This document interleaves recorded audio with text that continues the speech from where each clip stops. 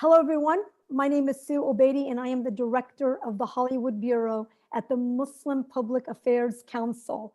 MPAC's Hollywood Bureau changes the narrative of Muslims in the entertainment industry so that audiences see Muslims as vital contributors to creating social and cultural change in America and around the world. Welcome to the Inclusion, Representation, and Making Progress with NBC's medical drama, Transplant. Today's panel is in partnership with ATX Television Festival. First, I want to start by thanking our colleagues at NBC Universal for seeing the great potential and impact of a series like Transplant. This is NBC's first series with a Muslim lead.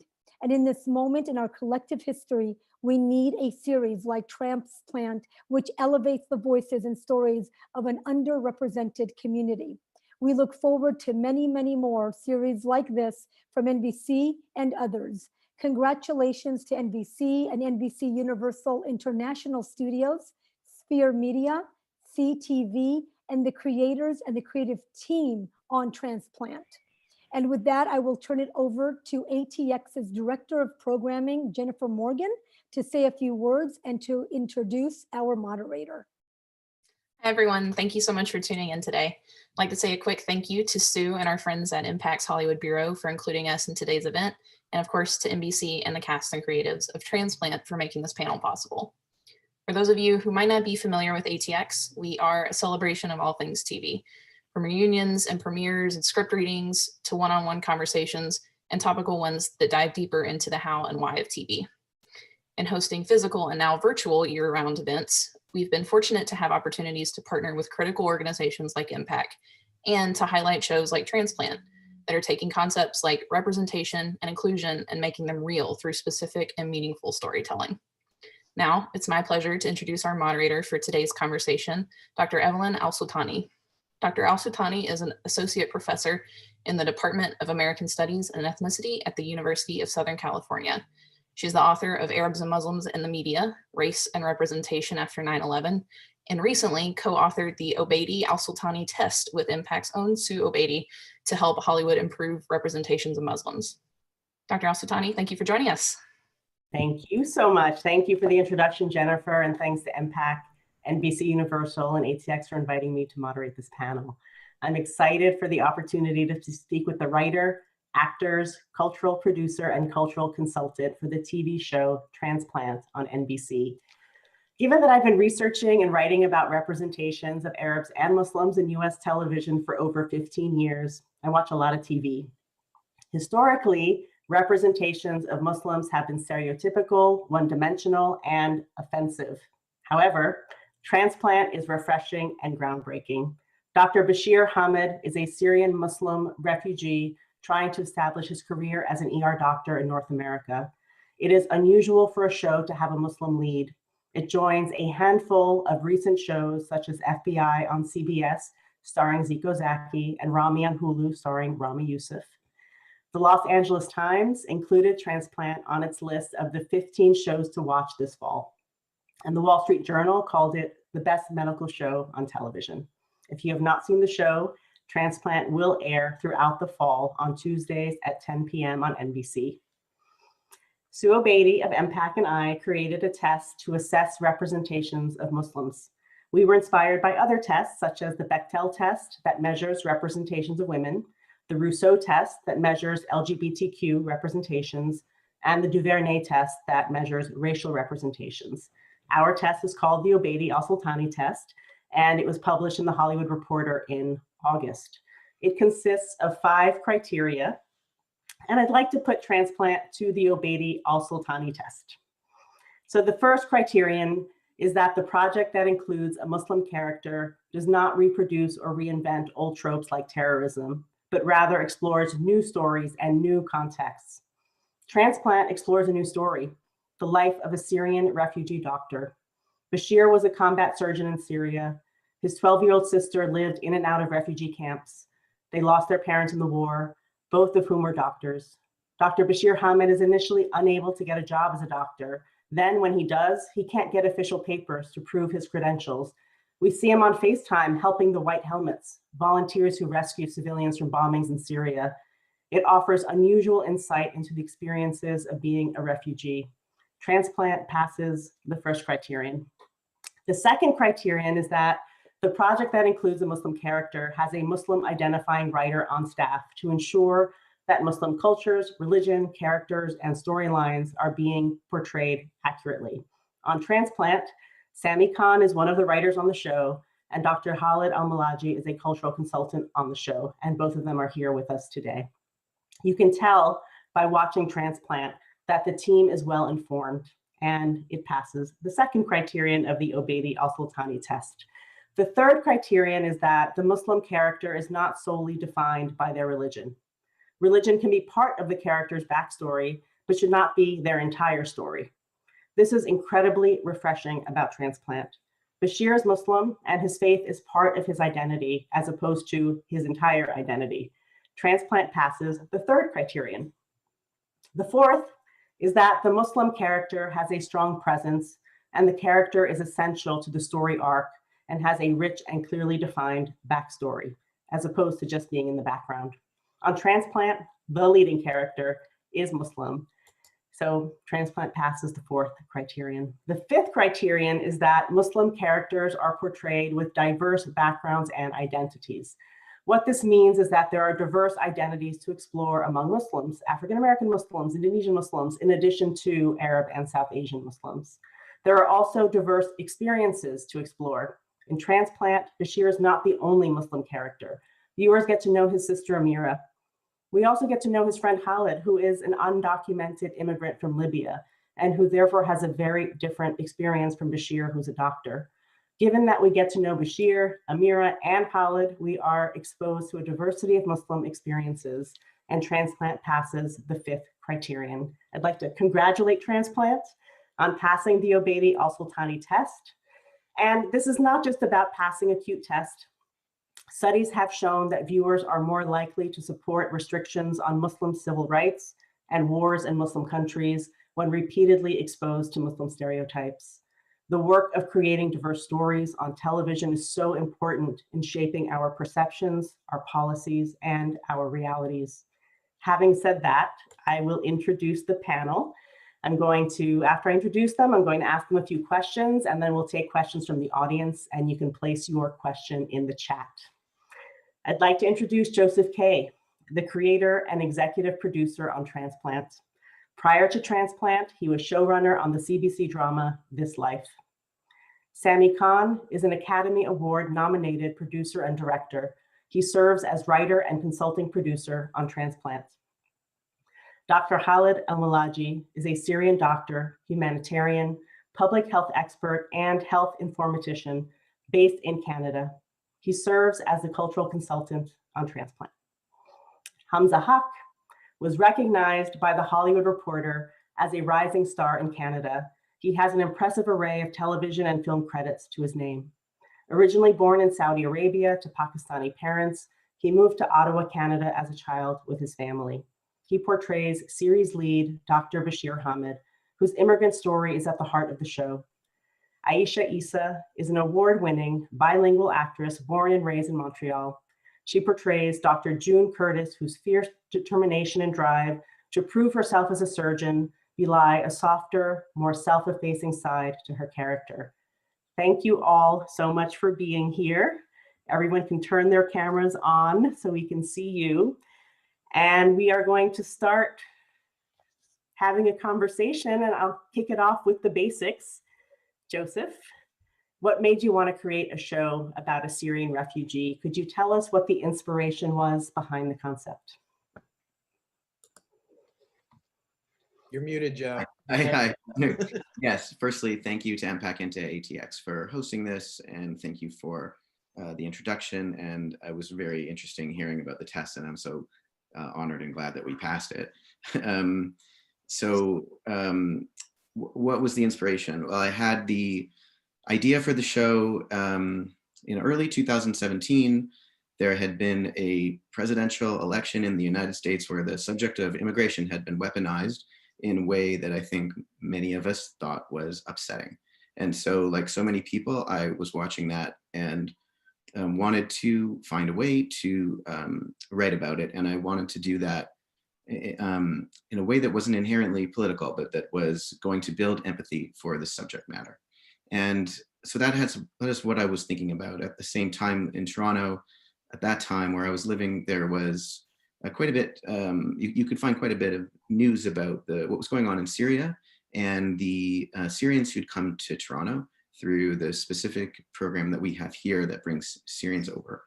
And the sort of third thing that was happening is I'd been doing a lot of reading about the peril of international medical graduates who come to North America and want to work. And it's unbelievably difficult for their skills to translate, not in a day-to-day way, but to get credentialed, particularly so in Canada. It's challenging in the US, but it's even, people don't really realize it's even harder in Canada. And so I realized that here was an opportunity to do all of the things that I wanted to do, and begun thinking about the character of Bashir, a Syrian refugee who had been in Canada and had yet to qualify, and coming to tell his story in a way that built empathy for his experience, that that afforded as much humanity as we could possibly fit in to the show to dramatize his experience. And I absolutely remember being in a pitch meeting and describing the concept behind the show and saying that a character like Bashir, so this was 2017, and I remember saying a character like Bashir had never been the lead of his own network drama before, particularly one that is procedural. And I said, it's 2017, that's preposterous. We should do this now. And that worked. Thanks, Joseph. Staying on the topic of portraying a Syrian refugee, I'm wondering if Hamza and Aisha, if the two of you can speak about the significance of being part of a show that's featuring the story of refugee and immigrant experiences. Hamza? Yeah, just like it was so important to tell the story properly. You know, like the fact that, like, when I first met with Joe about the show, you know, in general, I was just excited that it was being made. Yeah, I'm just like, all right, cool, like a good story, a show that I would want to watch about Muslims, highlighting this very relevant thing that's happening, and you know, that had been happening for like 8 years, and that is continuing to happen, and we're finally starting to tell a story about it, and it's being done in Canada, and the dude's the lead. Like, this is incredible, you know what I mean? It could have been really easy to make the lead like the white journalist covering the story of the Syrian refugee doctor, but like to take it in you know, in this direction, it was just so great. So actually getting the opportunity to do it was phenomenal. And I think the drone note throughout the entire experience was that I just had to make sure that I did justice to it. That was the most important thing. I didn't want to diminish the experience at all. I wanted to do as truthful a job as I could, and I'm grateful that people are seeing all the things that you know, that Joe talked about building humanity and building empathy, because those are, you know, those are huge aspects of what will allow us to you know, Muslims to continue to tell our stories in a meaningful way. Thank you. Aisha? When I first heard the concept of the show, I was excited, but to be completely honest, I was skeptical, only because I feel like there have been so many letdowns, not necessarily when it comes to Muslim representation, but when it comes to representation in general. And, you know, there have been attempts made that were done lazily and in ways that to me, I felt were incomplete. And I always find that just very frustrating. That having been said, once I started getting the material and once I started meeting the people that I was working with, and it was like a process that continued to unfold as I got on set and you know, as we filmed and stuff. But when I realized how committed they were to the authenticity of the project, and that everybody that they hired to put this together was on the same page, and that they were so consistent about it, I started feeling really good about it and really excited about it. But I definitely ran the gamut of like, oh, I really hope I'm not going to be a part of something that ultimately is going to end up feeling problematic. And I ended up feeling like this is actually like incredible. Like, this is incredible. And, you know, you spoke briefly about, as part of the test, the fact that Bash's religion is part of who he is, and obviously that influences his experience. And of course, the fact that he's Syrian and he's a refugee also influences that, but that's not all he is. And I just think that the writing team and Joe did such an amazing job at really making the humanity the focus, and that allows for people to connect and to take the time to be able to sit and understand, right, another perspective. So yeah, I'm very proud to be part of this project for sure. Thanks, Aisha. It's interesting to hear this fear, oh my gosh, what if this flops?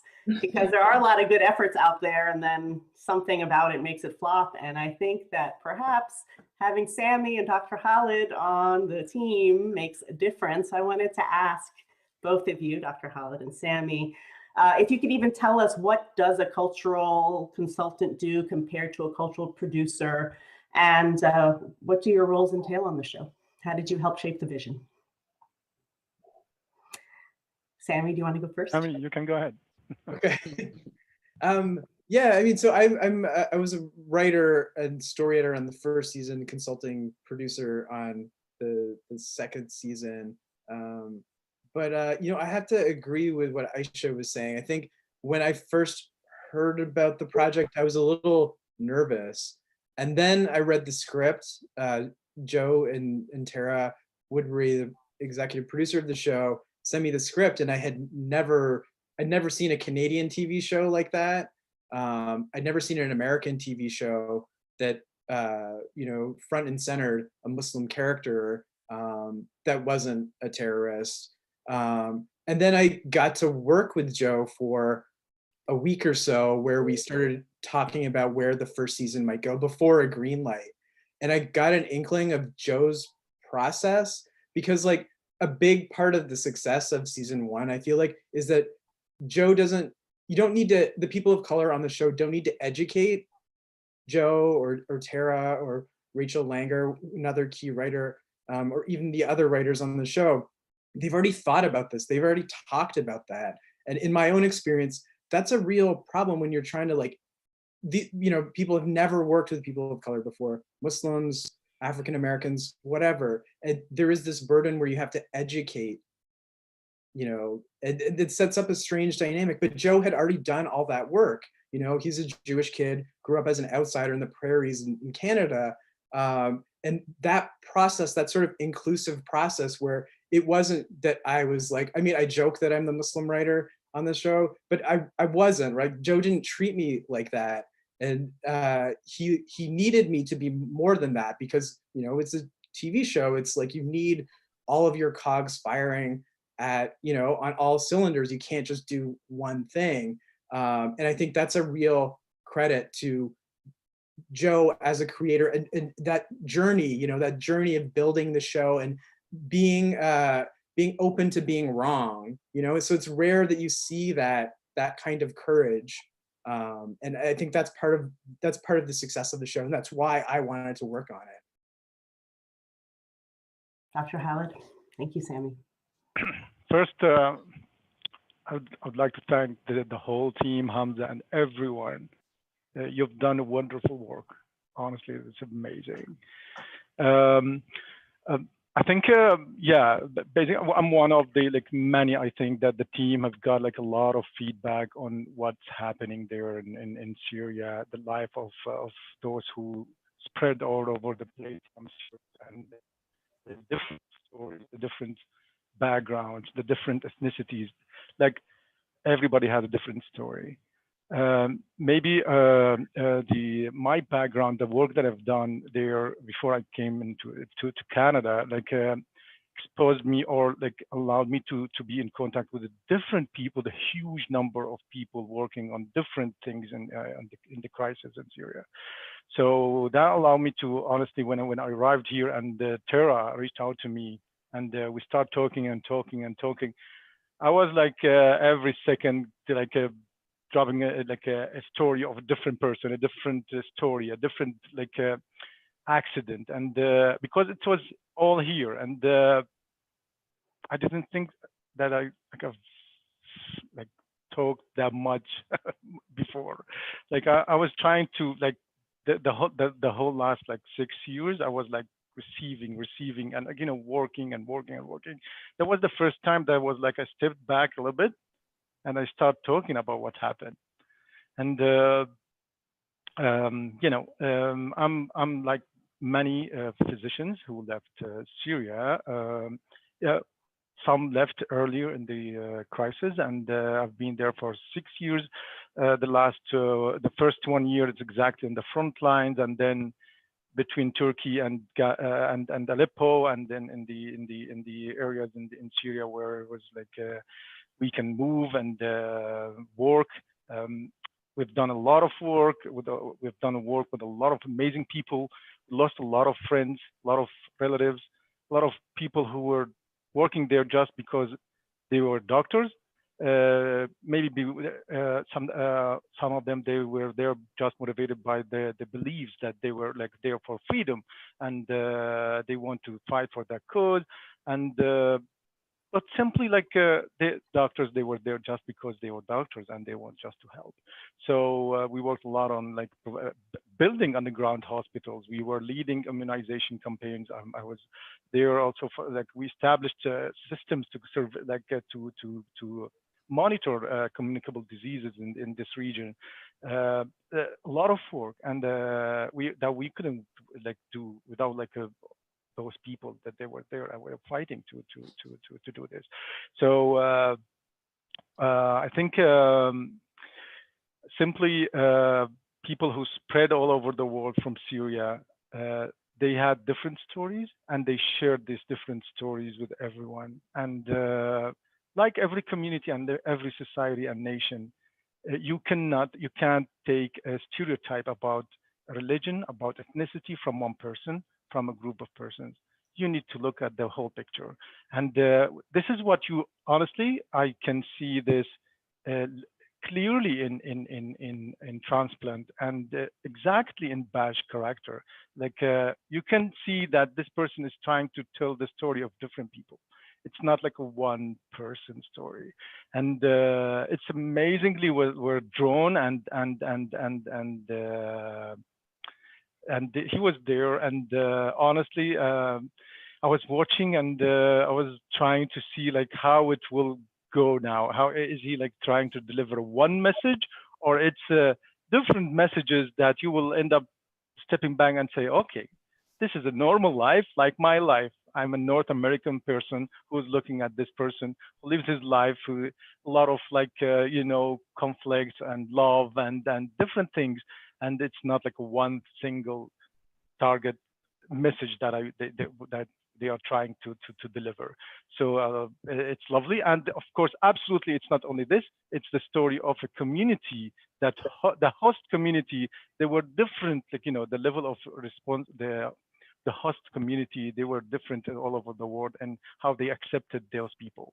So here you see the inclusiveness, the amazing optimization of those people skills to get their skills and actually utilize these skills to build the successful and prosperity of those host communities.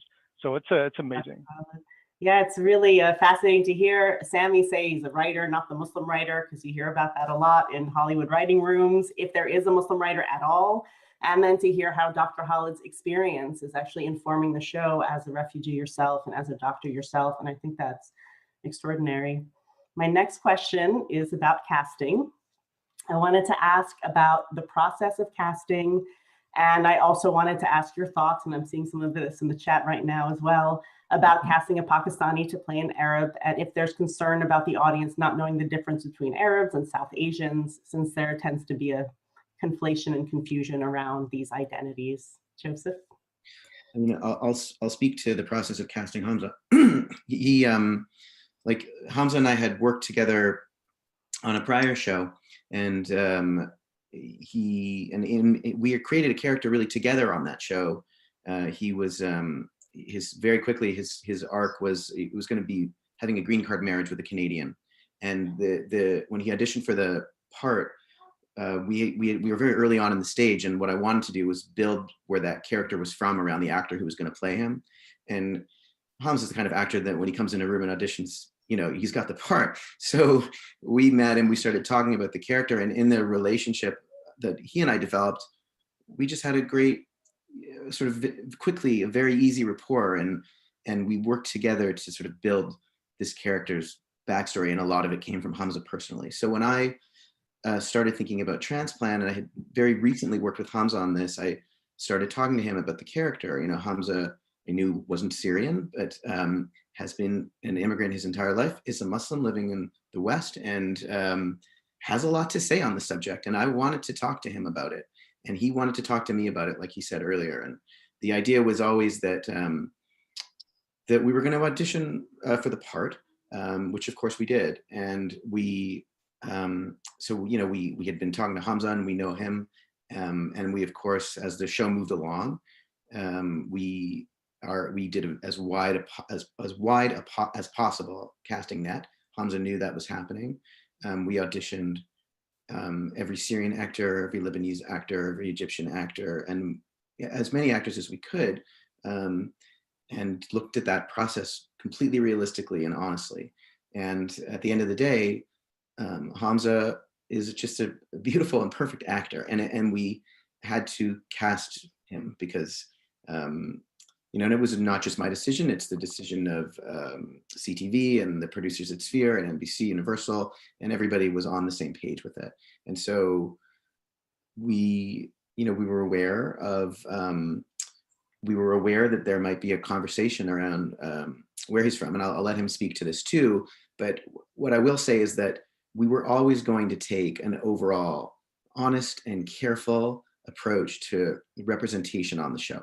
And so we had always said to ourselves, we're not going to take any shortcuts anywhere.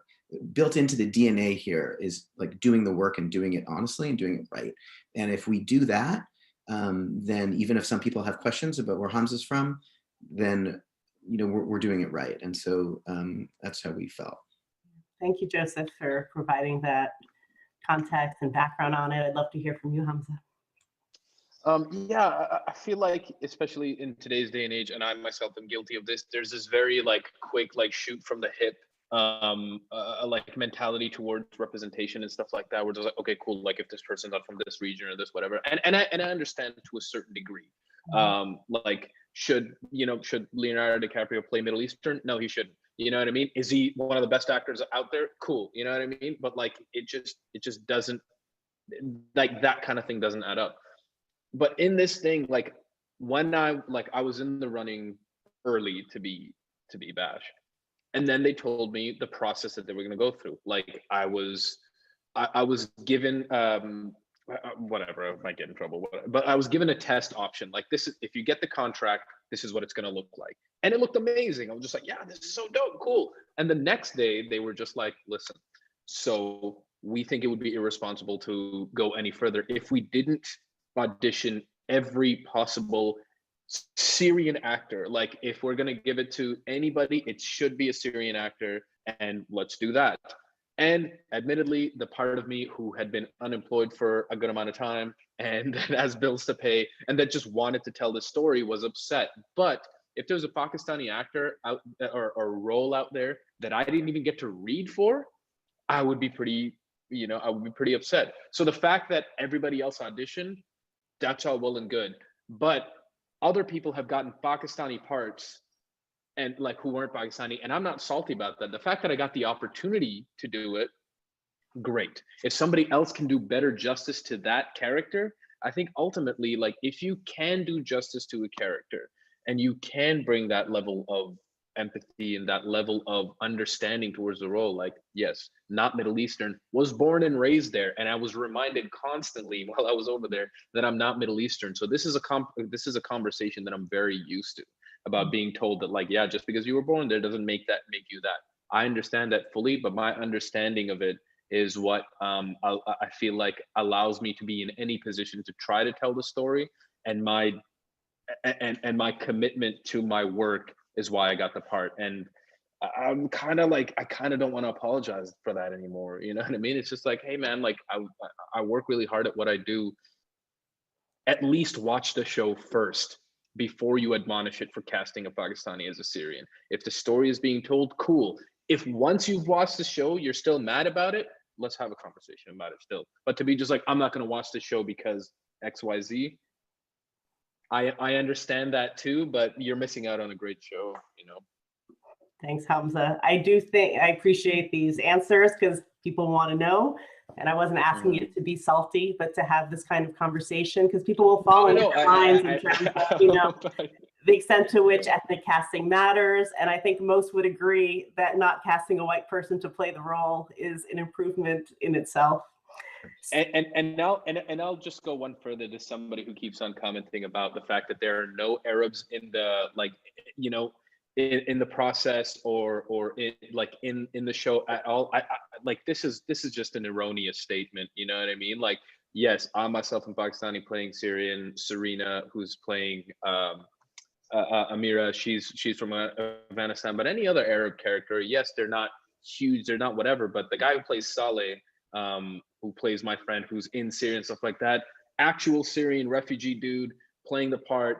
I've talked to him. He gave me his approval for like playing the parts, and he auditioned for Bash as well, told me about it.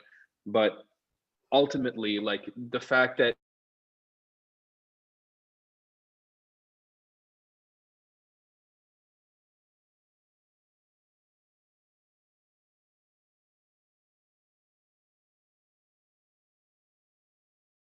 return to something Joseph said in the opening remarks around your inspiration for the show.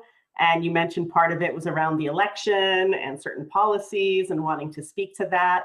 And part of the Obeidi al-Sultani test was in response to a shift that we noticed just in the last 3 or 4 years, that there are better roles and more of a diversified sphere of representation than there was even 5 years ago. So I wanted to ask this question.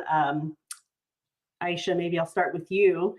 If you feel like there are more interesting and visible roles today, whether it's Muslim men or Black women, than there were, for example, 5 years ago, and if so, why do you think that is?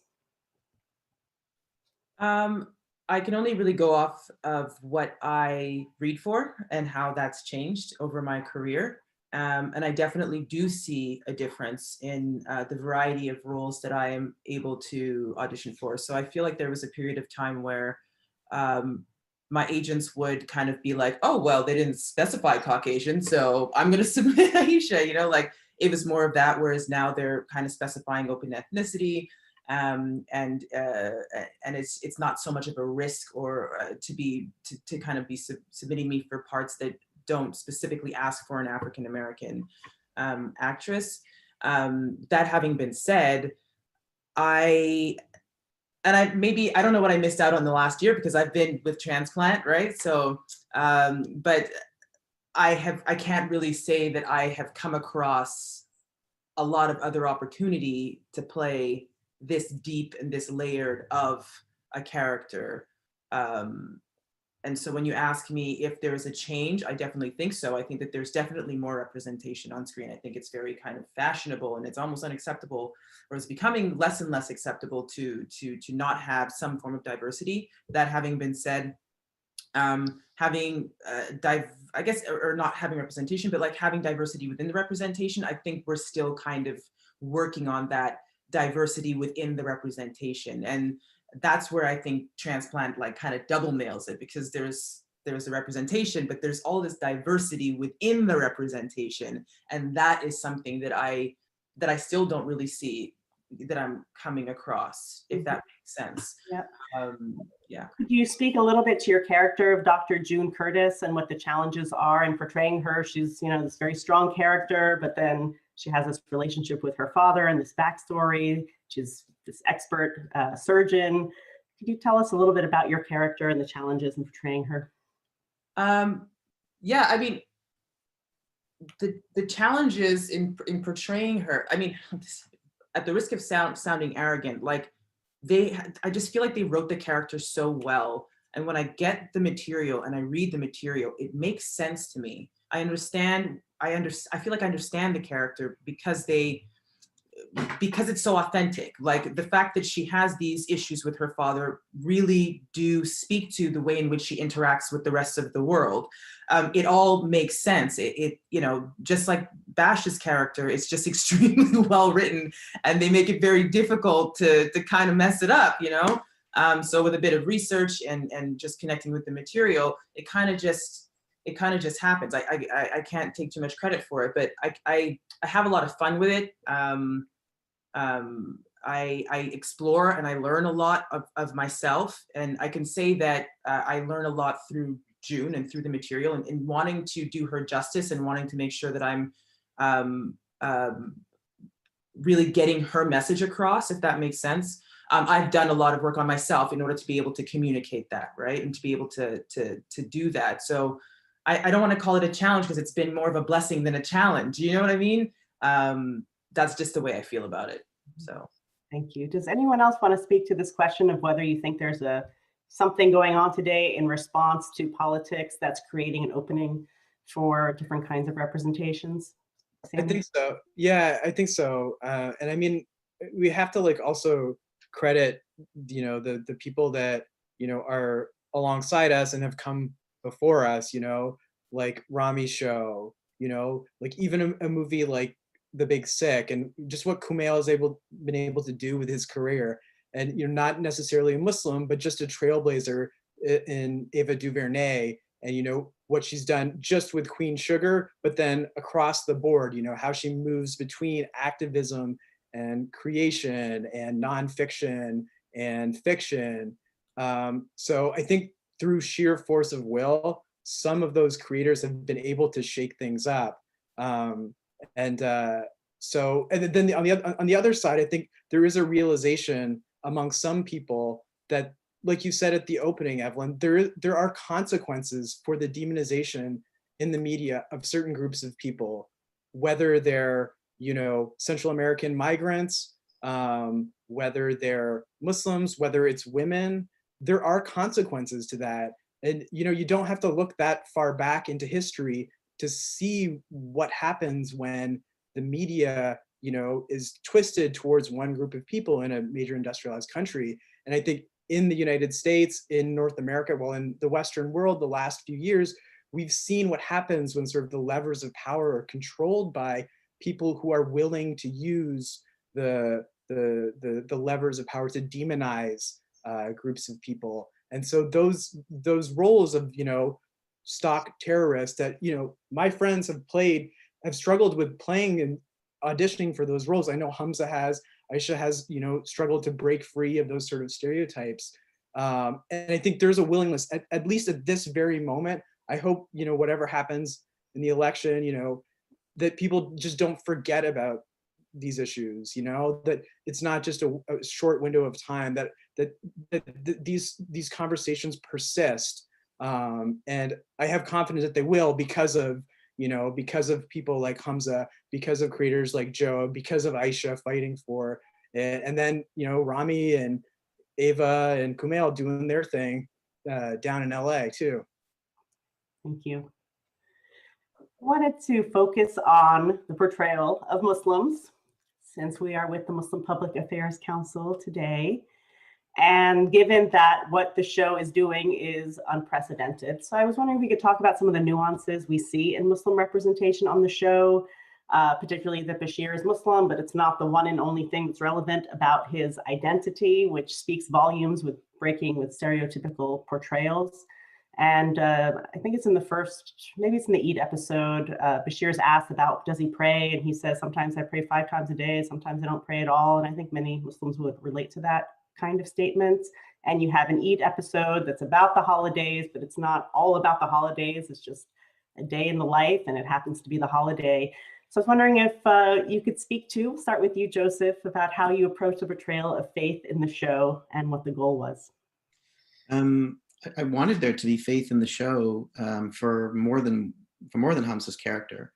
I think that sometimes television takes a really condescending role to a viewpoint towards faith, generally speaking, so I always wanted there to be faith. And I, from very early on, I mean, from conversations that Hamza and I've had, you know, a year before the show, we were both interested in the idea of, you know, the Muslim character who is portrayed via faith, just like non-Muslim characters have been since the dawn of filmed entertainment, you know, good at it sometimes and kind of not so good at it other times, you know, doesn't drink, but, you know, we show him having a relationship with a woman. And, you know, and so that was just really interesting to us the whole time. And that was always the goal, that faith was important to him, but that he had his, he had his own way of coming at it, like so many of us do.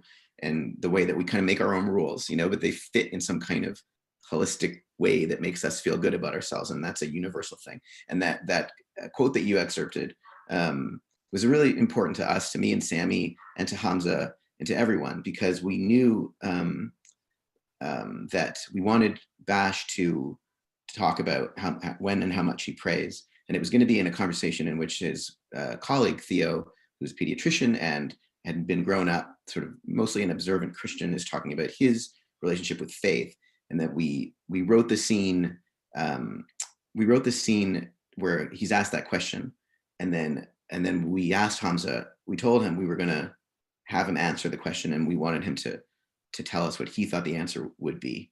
And he said, okay, and, you know, and he took, I don't know, weeks, right? Like to really think about it. And because we were ahead of schedule, we're that kind of room. And and then he came back with that beautiful line, you know, and which to me, it's beautiful. And it reflects that we were always doing this together. And that's something I'm really proud of. Thanks, Joseph. Hamza? Yeah, like, it's funny, that line itself is probably the thing that got me in the most hot water with my father, you know. But the funny thing is, like the when Bash hooks up with Vivian, like, didn't care about that, you know what I mean? But this line about, like, yeah, some days I don't pray, and my dad was just like, listen, why would they make you say that line? Like, why? This is right. And I was just like, oh, they didn't make me say that. That was mine. I came up with that one.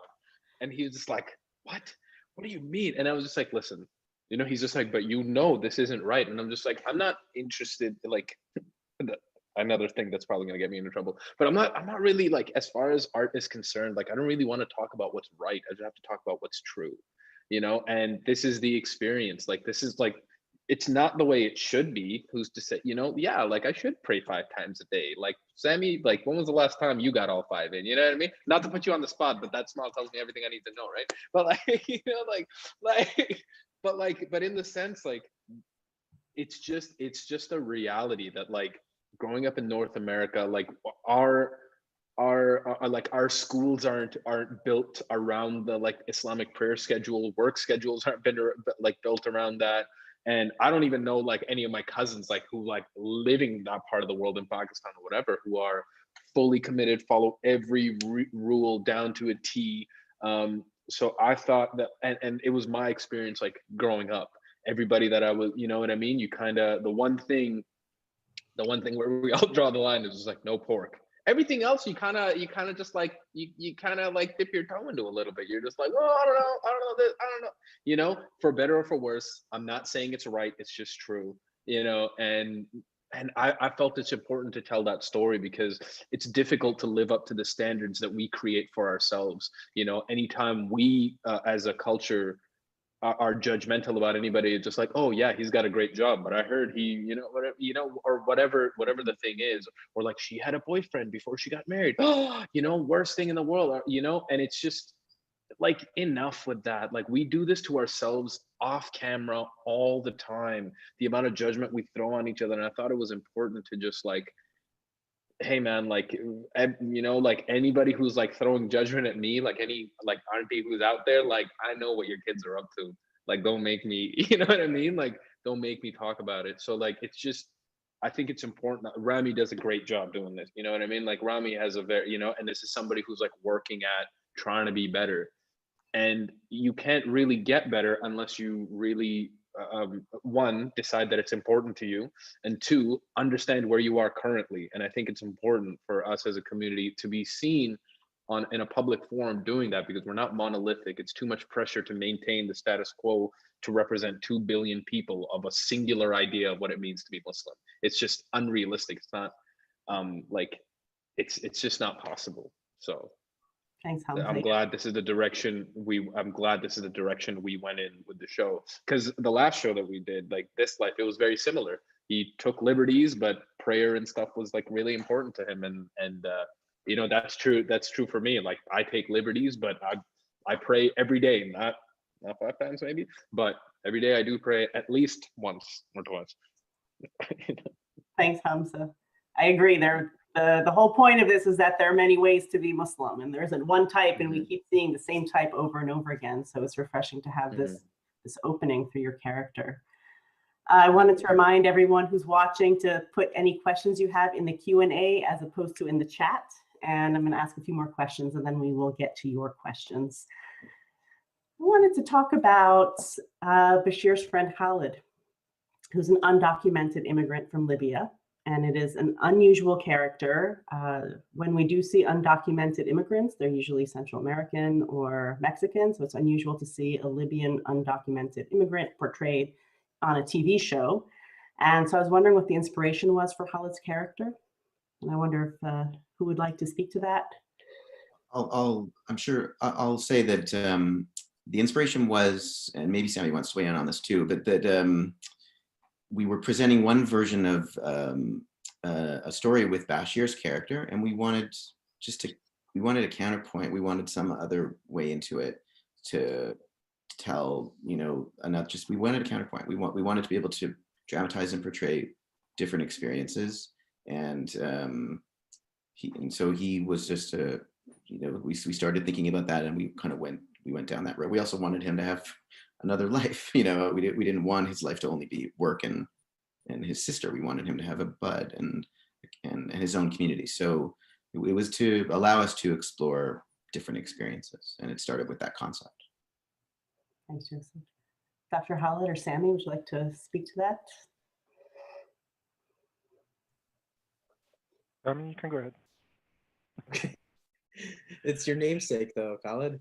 I mean, what I'd say is, like, we you know, this is before your test, Evelyn, with Sue, but there was some form of like the Bechtel test that we were trying to do, where it's like we were cognizant, and again, this is like Joe got this, Tara Woodbury, the EP, got this, Rachel Langer, you know, Joe's second on the show, got this. Is like, it's problematic if the Muslim character is the only other Muslim character he's talking to is his sister, that the way he's presented is only framed around whiteness. You know, it's like all his characters. So that's why it was really important that Aisha's character existed. That was really important why Khalid on the show existed.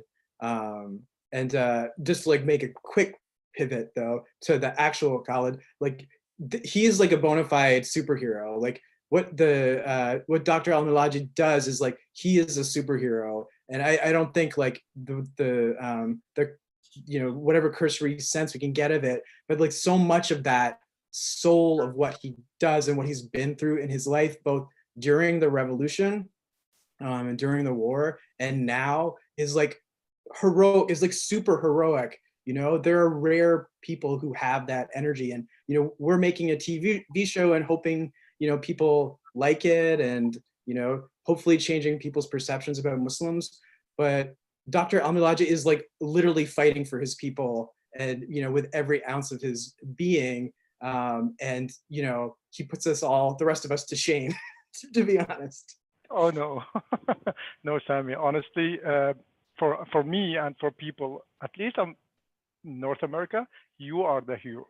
So people, they were waiting such a work that you've done. Honestly, like all of you, like I watch a lot of series, and this was different.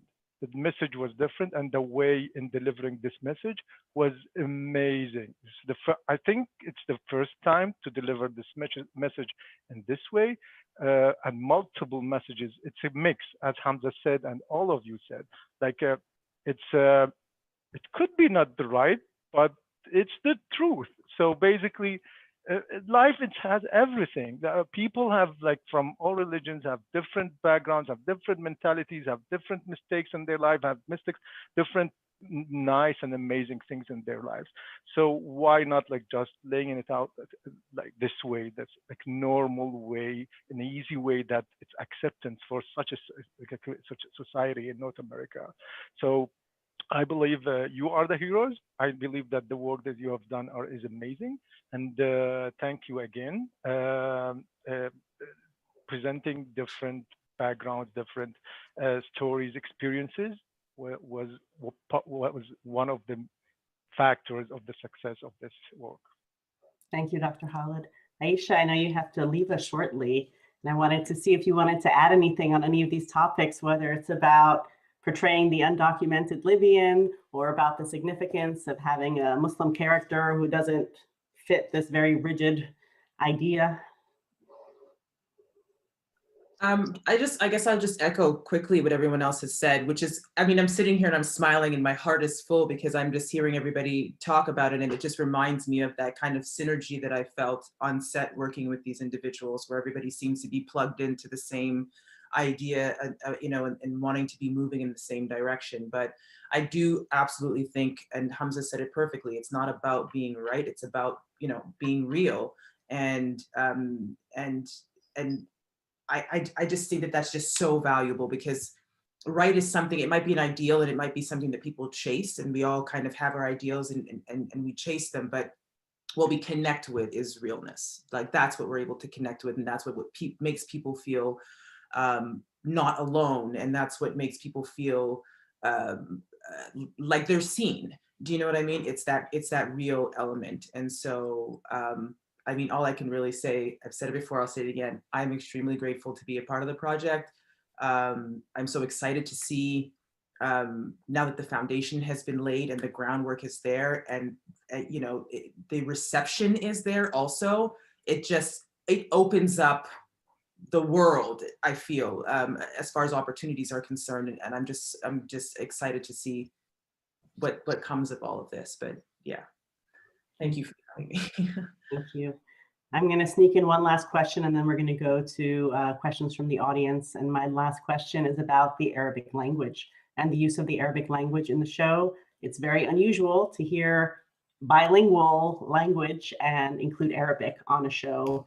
So I was wondering how you incorporated Arabic in the show and why that was important to do. Personally, I kind of made that a deal breaker. When we were making the show, I just thought it was really important that we not shy away from that. Because we all wanted Bashir's character to speak Arabic when he would roughly speak Arabic, because we were trying to portray the experience realistically, and everybody was open to it. And then knowing that it had to go in and out of English just to help with audiences somewhat. We tried finding, the writers and I tried finding, and the actors, I think, tried finding like a natural ebb and flow to when you might go in and out of different languages. The show is filmed in Montreal by a bunch of English-speaking people who are dealing with a lot of French-speaking people. And so everybody on set is constantly going in and out of different languages all the time. And so there is a natural way in which we do that. And so we just try to like use our ears and try to pay that forward with the Arabic. Thank you. Does anyone else want to add to that, or should I get to our audience questions? All right. Here is the first one. How do you make sure there is balance in storytelling? For example, balancing the story of minorities, but making it understandable or relatable for everyone. Joseph. We're trying to, I mean, I think that sort of the best answer to that question is that the show is called Transplant. The grounding force of the show is Bashir's experience. And so that is always going to be, sort of chapter by chapter, step by step. That's always going to be what the North Star of the show is. And that we would, in building the stories around him and constructing his stories, we would try to let theme guide us there. So if in a particular episode, wherever Bashir is in his life and what he's dealing with, we would look to the sort of the orbit surrounding him and try to have interplay there, to have things thematically connected, to have questions that we're asking in his life be subtly reflected in everyone else's life. And so where that is going to those kinds of issues organically, we're not afraid to go. It's definitely built into the DNA of the show, but it's really all about finding the expression of Bashir's journey. Thank you. Does anyone else want to answer that question? Should I move on to question 2, which is, being a Muslim medical student, this show is the best study break ever. What I really like about the show thus far are both the medical cases and the instances the show addresses misconceptions about Muslims, like the 2 Eids and praying 5 times a day. For Hamza Haq and Aisha Isa, what did you do to prepare for the role as a doctor? Well, thank you, Taimur, for asking the question. I'm glad you're enjoying the show. All the best with finals and etc. and all that jazz. We were all pretty equal in our lack of knowledge of of medicine. So we were all put into a boot camp, and we had a medical consultant. We had several medical consultants, but our 2 chief consultants were Dr. Zach Levine and super nurse Mike Richardson, who we went into like a 2-week boot camp with. To learn sort of just like, where are we placing leads and how to put in an IV and how to perform CPR and all of these things before we did anything else, before we ever did a table read together, before we did anything. We met at medical boot camp just to be able to go through it. And that was kind of our initial bonding experience. And then every single medical procedure that you see on the show was meticulously rehearsed, choreographed, and practiced prior to us actually filming. Like we come in on the weekends, and these sessions were provided to us. Like, I mean, the medical professionals generously donated their time, and on scene on every one of these things, one of the extras was always a special skills extra. So like a real nurse, like a trauma nurse or ER nurse or something.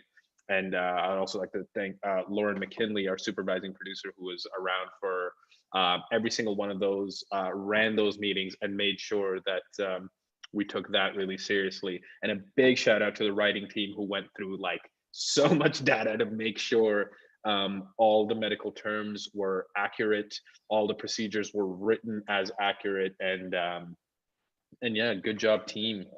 Good job to all the actors for making it look like we knew what we were doing. If you have a medical emergency and you see one of us on the street, do not contact us. Do not ask us for help. We cannot, legally, we cannot help you. So, yeah. Thank you. The next question I have is there going to be a discussion about mental health on the show?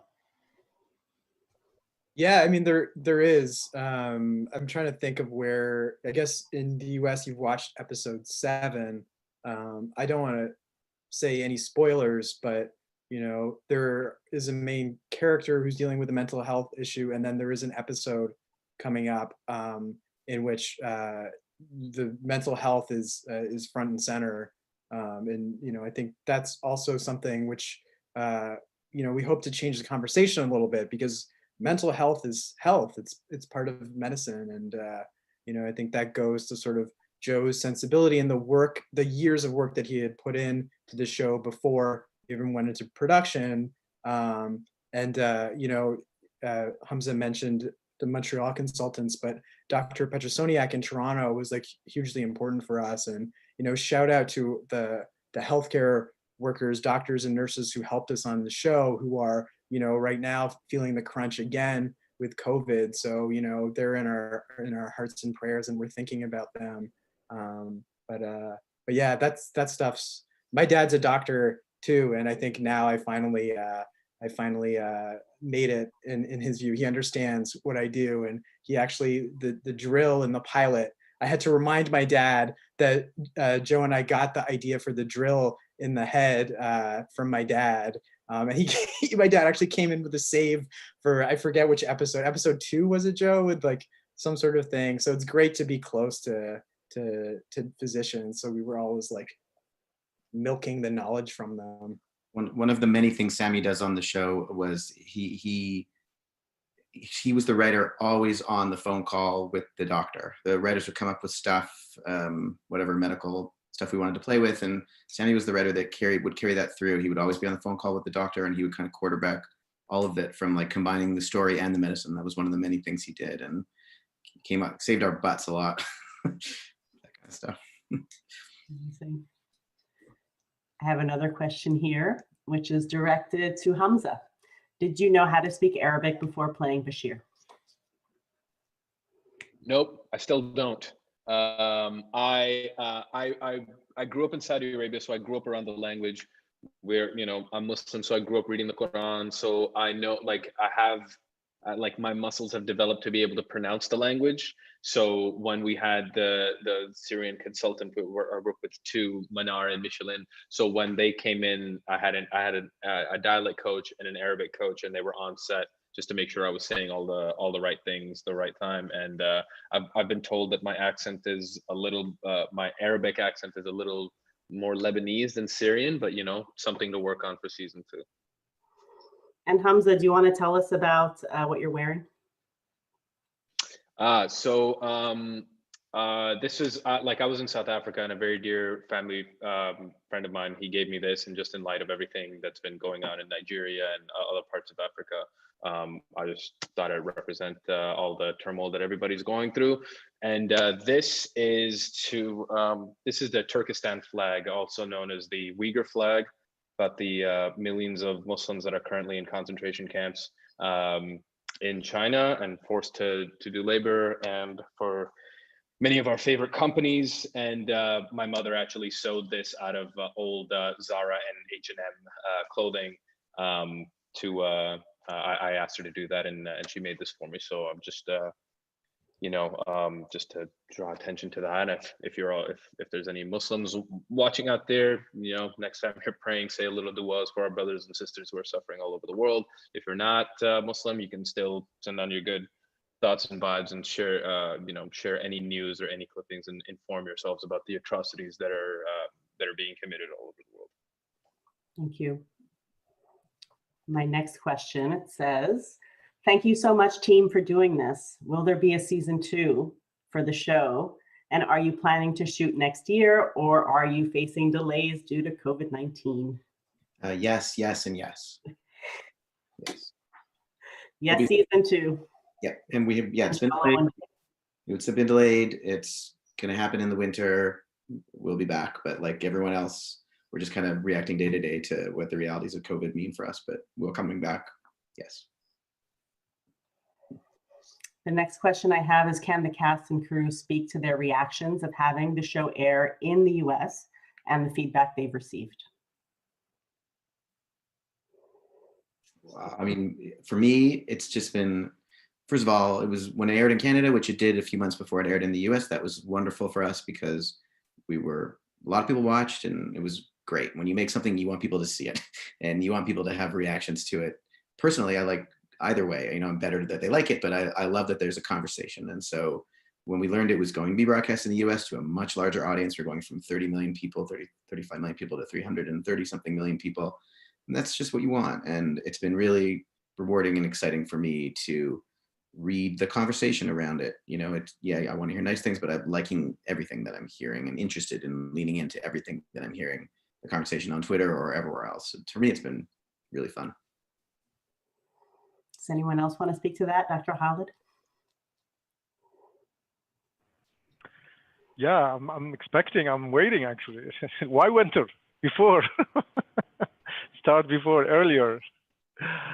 So we are expecting, I think you're asking us about specifically the question about the next seasons, or I missed it. I'm sorry. It could be, it's fine. It could be about, this one is your reaction to having the show air in the US, to go from Canada to the US. Oh, yes. And now the elections over there now, that's amazing. I know that I think I wish that, again, we all learn from, I'll say it, Canadians. We learn always a lot of things, and most important thing is to accept others. which is amazing. Yeah, so it's a great to see the show in the US, of course. Thank you. Sammy? Yeah, I think the thing that I'd add too is like not to pat ourselves too much on the back. And as Joe was sort of alluding to, he is like a little bit of a masochist. And yeah, Hamza, you can pat yourself on the back, that's fine. But like us writers, No, I'm a masochist too. So but I mean, I think we've made progress with Muslim characters. We made progress with Arab American characters with Transplant, but it's not good enough. Like we have to keep driving forward. We have to keep building change because we know there are consequences for, for bad portrayals, for demonizations of not just Muslims, but women, LGBTQ characters across the board. So lest we rest on our laurels, we need to keep driving forward and keep, telling incredible stories. And, I think the most poignant thing I've watched recently is the Aaron Sorkin Chicago 7 thing. And Aaron Sorkin was making a really good point. It's like little video I was watching. It's like stereotypes are just bad writing. They're just bad writing. They're lazy. It's lazy writing. So just don't write stereotype. Don't write a stereotypical character who's white. Don't write one who's brown, who's Muslim, who's a female. Just making things specific, making them authentic, it means they'll resonate universally because people will recognize that. So, we all have to like keep driving forward. And, I'm really heartened by the community that's gathered online. And, I encourage everyone to reach out. Joe and I are on Twitter. Hamza's on IG. Aisha's on Twitter and IG. Khalid's on Twitter. So hit us up. We need you as our minions to keep driving change and keep affecting change and telling great stories. The last question I have before I turn it over to Sue and we close is there a show or movie that you watched that made you feel seen because of diverse representations? Yeah, I'll go first on this one. So it just got released in the UK again, but earlier this year, Riz Ahmed did a movie called Mogul Mowgli, and it should be available sometime later this year. And it's like I was irate when I saw this movie because it's everything that I want to do. It's everything that I want to do on film. It's just the most accurate representation currently that I've ever seen about what it means to be an immigrant growing up in a Western country, like to have moved someplace, and like those cultural differences, those intergenerational conflicts, these religious questions that we do. The name of the movie is Mogul Mowgli. So I watched that movie and I was just like, all right, well, one, great, he did it already, and two, like, how do I go further than that? Because that's really the challenge. He had this Q&A on the day, and that's exactly what I said to him. I cussed him out for a little while for doing everything that I've ever wanted to do, and I just thanked him. But he said that I'm gonna go this far. Your job is to go further. So exactly what Sammy was saying, that like even he's not gonna rest on those laurels, and to do a movie that makes somebody feel seen, it's actually a challenge to carry it further and to go even deeper into that. So hopefully the one somebody says it's going to be on Amazon soon. So Mogul Mowgli will be on Amazon soon, and hopefully the movie that I'll see that makes me feel seen after that is something that I'll make. Joseph, Sammy, or Khalid, do any of you want to talk about a show that made you feel seen? I know Joe's going to say Hamilton, and it probably makes sense to end with Joe talking about Hamilton. But I mean, I can talk about just the power of representation, like Hamza was saying. I'm a little bit older than Hamza, a lot older than Hamza. But when I was a kid, I grew up in a small town. And when Malcolm X came out, when Spike Lee's Malcolm X came out, my dad literally drove us to Toronto to see the movie at the Old Cumberland Theater in the dead of winter, coming out in January. And I remember, if you remember how the movie starts, it's with the footage of the beating of Rodney King, and then the American flag goes up in flames. And I was like, oh my God, what is this movie? This is incredible. And to see a Muslim character, an African-American Muslim character, it totally changed my worldview. It was the first time that I think I'd ever seen a Muslim character on screen. And it just shattered my conception of what cinema was. So yeah, so now on to Hamilton. Go ahead, Joseph. Well, I don't know if that play needs me to sing its praises any more than it's already happened. But I mean, we started talking about the show early on. Everyone involved in it would talk about that play as finding different bits of inspiration and how people, whether it's representation or whether it's leaving it all on the floor in life and taking your shot. And that for us, that was a well of inspiration. So I'll leave it at that. Thank you.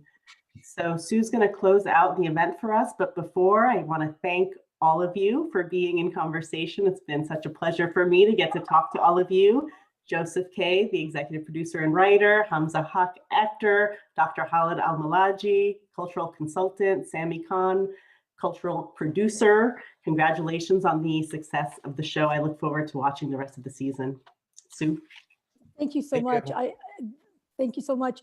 The bumper sticker of tonight is stereotypical writing is lazy writing. That does need to be on a bumper sticker, Sammy. So thank you for that. Thank you everyone for being here today. It's been a energetic and heartwarming conversation. I was texting a few people from NBC and Lauren, and I'm like, is it my imagination? Is the conversation going really well? And it really did go well. And just from the bottom of my heart, I was not born in America. I'm an immigrant to America that did grow up in an America that really otherized me and tried to otherize me. And television and film was my shelter from the storm. Transplant is a dream come true. So thank you all for doing the panel today. And to our viewing audiences, thank you for being here. I understand that we have audience from the viewers from America, from Canada, and also from Europe, and I'm sure from other countries. So thank you for that. Transplant is on Tuesdays at 10 p.m. Pacific and Eastern on NBC. The show returns on Tuesday, November 10th, and the episode you watched in anticipation of tonight's panel will be aired on November 17th. And from the Muslim Public Affairs Council, just a request that if you are American and you are eligible to vote, please do so if you haven't done so already. The America that we all deserve depends on it. So thank you for everything, and good night and best wishes. Assalamu alaikum. Thank you. Walaikum salam. Amazing. Rima, can we stop recording?